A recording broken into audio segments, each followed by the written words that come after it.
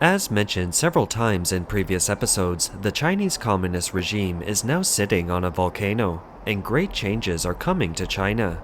In this episode, we'll first look at a major event that took place in the capital city of Beijing during the sensitive time of the two sessions. Then we'll look at what it means behind the fact that in 2023, 2.4 million people were arrested in China for national security reasons. Finally, we'll show how the clever Chinese have cracked the CCP's layers of security prohibitions. The two sessions are the annual parliament session of the National People's Congress (NPC) and the Chinese People's Political Consultative Conference (CPPCC). It's China's largest annual political event. First, let's look at Jongnanhai. This complex of buildings belonged to the emperors of the Ming and Qing dynasties. After 1949, when the CCP took over China, it became the residence and office of the CCP's top echelon. Xinhua Gate is its main gate, and the security measures are most strict. There are not only armed police standing guard at the gate, but also police and security personnel patrolling back and forth in front of the gate. Many plainclothes officers are stationed on the opposite side and in the surrounding area as well.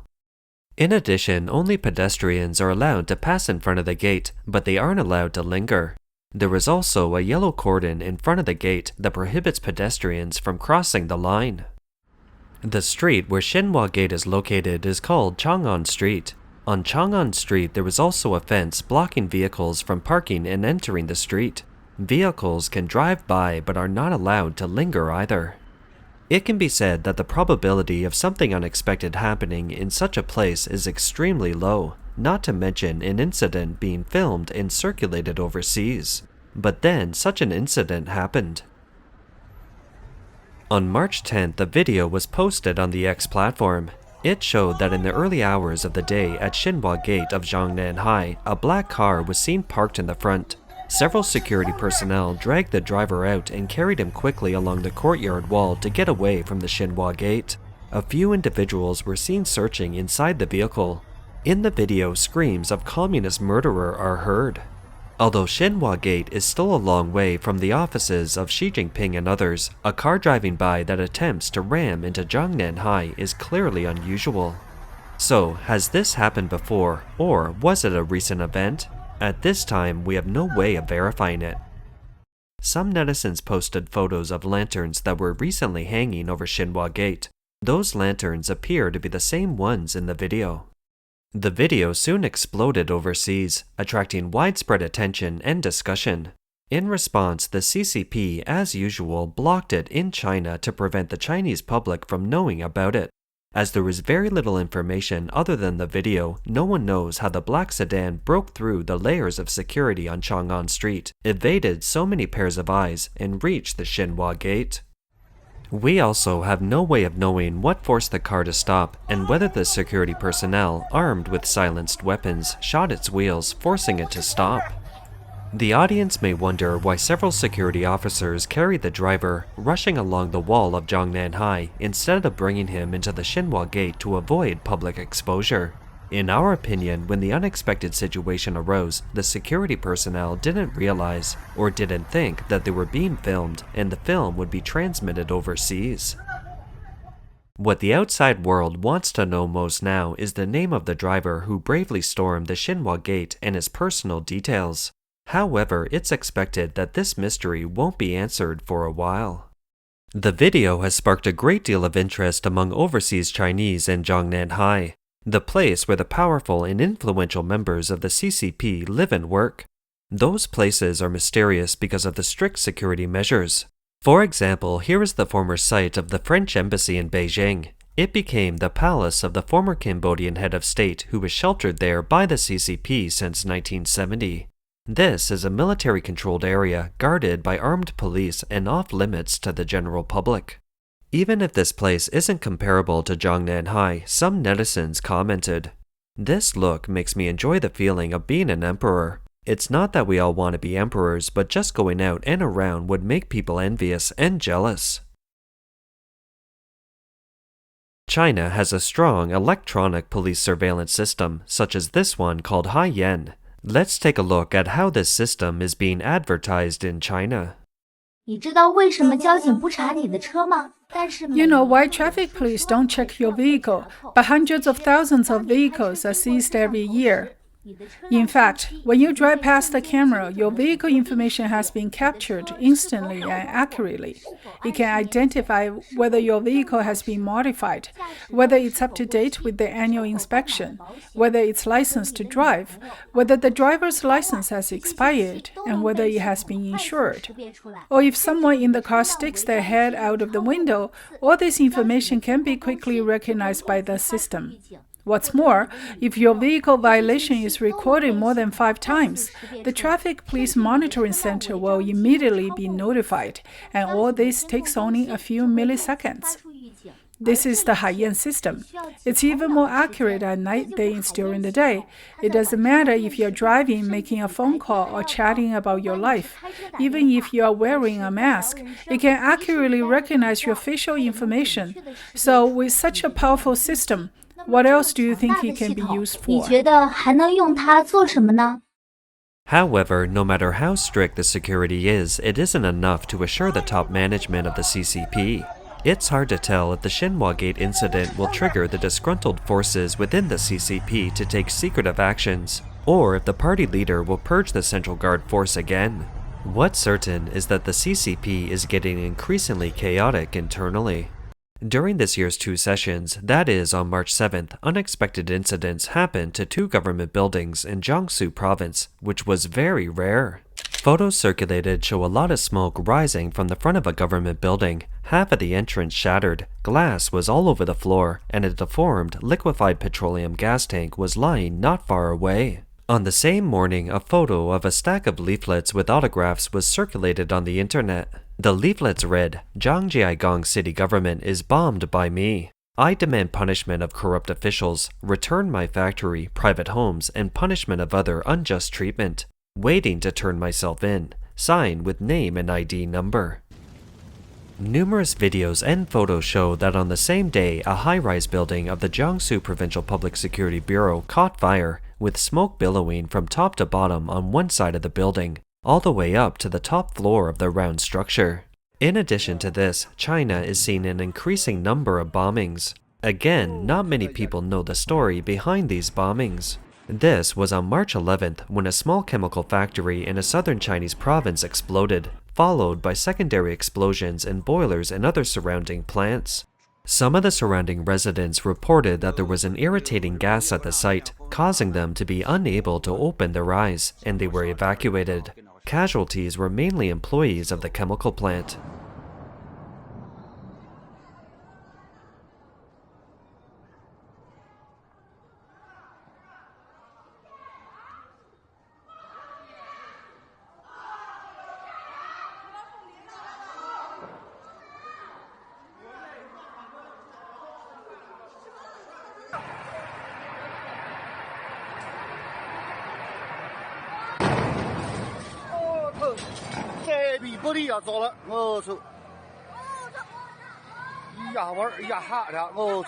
On the same day, an explosion occurred at an asphalt station in a neighboring province. Video taken by local netizens showed smoke rising from the scene, and some people filmed the scene at the entrance of the hospital where the injured were taken for treatment. The number of casualties is unknown as of press time.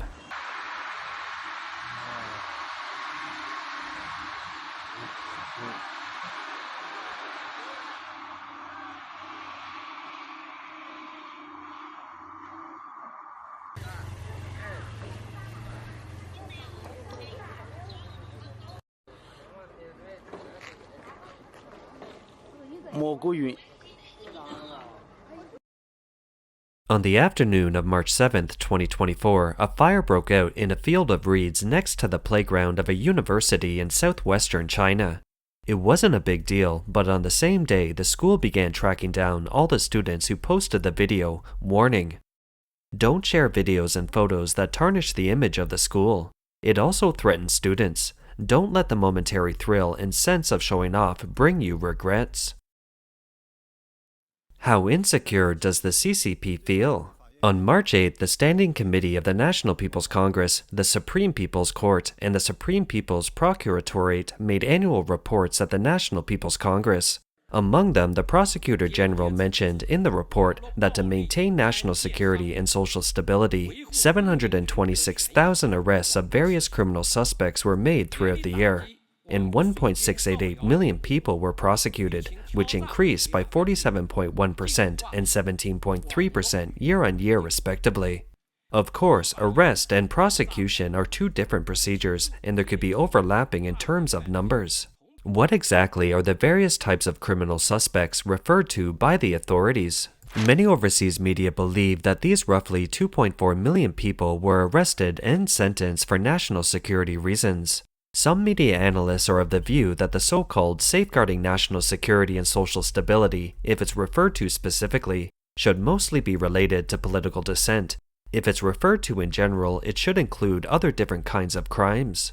In our opinion, when the authorities talk about safeguarding national security and social stability, they more often refer to political security, or to put it more bluntly, the security of the CCP regime. Why? It can be seen from many more reports. Work reports by China's Supreme People's Procuratorate have had a norm for many years. They usually start with maintaining national security and social stability as its goal or mission before presenting how many people were prosecuted and arrested in the year. Chairman of the Standing Committee of the Chinese National People's Congress proposed in his work report on March 8th that the work of the National People's Congress in 2024 would focus on the so-called promoting the modernization of the national security system and capabilities. The reports also said that the top priority for 2024 is also safeguarding national security. What the work reports didn't reveal is that in addition to the arrest and detention procedures, the CCP also uses methods beyond legal bounds such as secret detention at a designated location and surveillance by state security. Under the designated residence system, if a person is already arrested illegally, he or she will then be announced by the authorities to be arrested or put into custody in accordance with legal procedures. As to the initial stage of illegal arrest, the number should be much higher than the 726,000 reported. Individuals who are considered sensitive in the eyes of the CCP don't enter the so-called legal process after being arrested. For example, lawyer Gao Zhesheng, known as the conscience of China, was sentenced to 3 years in prison with a 5-year suspended sentence by the authorities in 2006 for inciting subversion of state power. The suspended sentence was later revoked. Lawyer Gao was placed under house arrest by the authorities after he was released from prison in 2014.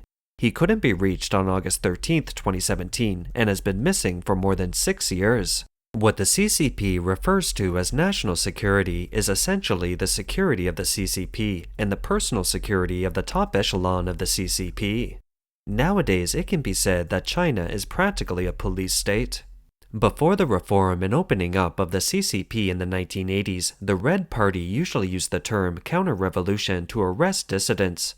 Since then, the term subversion of state power and incitement to subvert state power has been used most often. In recent years, national security has become the most prevalent term. As a matter of fact, there is no such crime of violating national security in China's criminal law. But now it has become one of the biggest pocket crimes, putting every Chinese person in danger. Since July 2023, China's Ministry of State Security, MSS, which used to be low profile and mysterious, has suddenly been pushed to the forefront.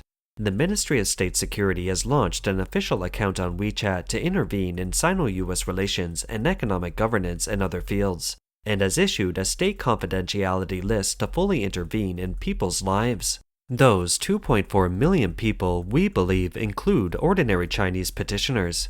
This is because the CCP has regarded a large number of petitioners' activities as actions backed by hostile foreign forces. See, this was a period of the Chinese New Year. Instead of celebrating the New Year, the petitioners rallied in front of the Supreme People's Court in a district of Beijing for 2 consecutive days. Many of the petitioners were there because their own economic interests had been violated. For example, the Henan Village Bank exploded, involving more than US $5.5 billion in deposits. Depositors who lost their savings went to petition, but authorities arrested them outright. As the 2 sessions took place in March 2024, since no NPC delegates were willing to help the victims of the Henan Village banks and present their demands to the central government, Dozens of depositors who have had their deposits illegally frozen for 700 days had to return to the Bratislava in the hope that it would help the depositors and make the Hernan government return their savings. They attached sheets of paper to the backs of their clothes. The words joined together read, "Hernan government, return my deposits." Now that the economy is in bad shape, all sorts of public grievances have flared up in China. Instead of solving problems, the CCP regime takes control and suppresses those who bring up problems. As a result, more and more similar cases keep happening now. On March 11th, a large number of people gathered outside the gate of a private enterprise involved in financial business in Shandong province. Some local bloggers said that they are now waiting for an official notice to see what the government will do. Sources said that in order to avoid a run on the bank, depositors whose deposits have recently matured will be cashed out. In the chat group of the depositors, someone wrote, "More than 3 million or 420,000 USD, I really can't sleep."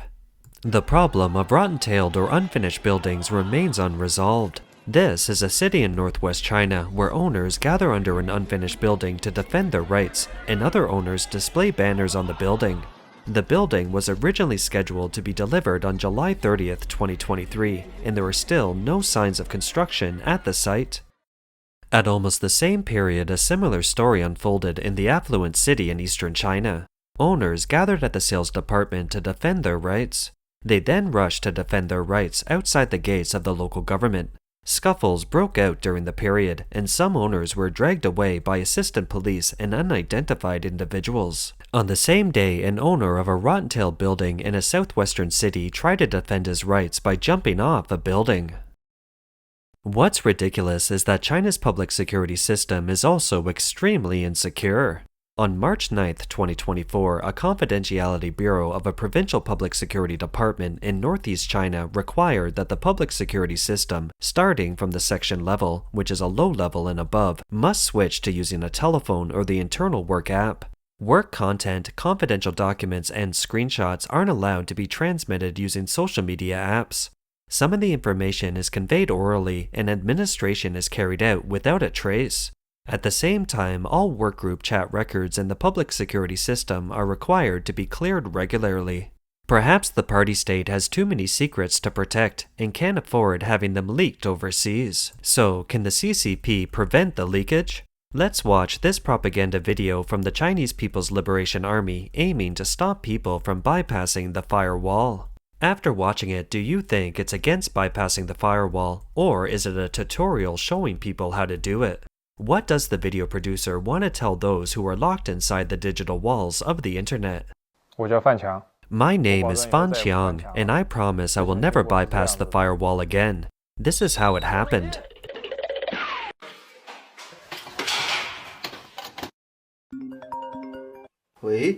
Hello. I'll take you to the International Service Station and we'll look for foreigners. How do you get to the International Service Station? Just download a VPN.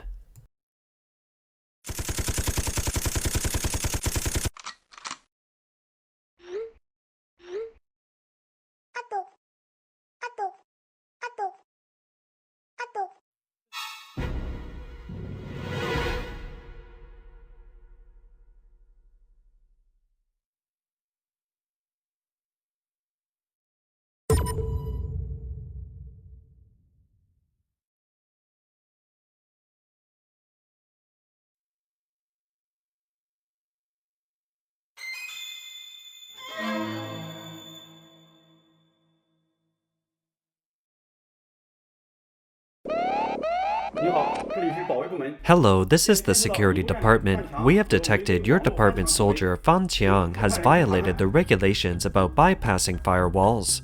Please send someone to investigate immediately.